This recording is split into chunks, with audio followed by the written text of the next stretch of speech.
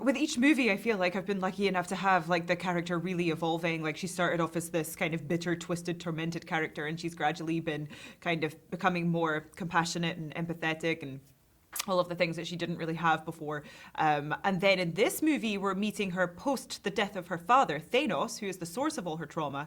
So she's starting to develop the personality that maybe she was meant to have. It's a little bit lighter, more humorous.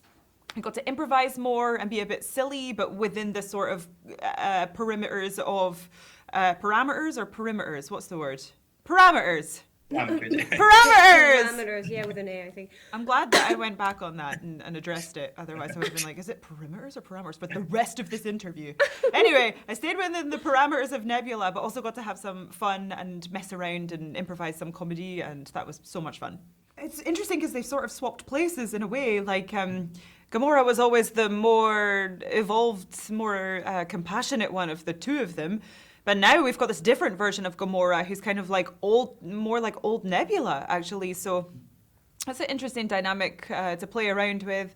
And yeah, Nebula stepping into this position of a bit more of a caretaker role for people, which is actually lovely because I think a huge part of the healing process is helping other people to heal. So it just shows you how far Nebula has come.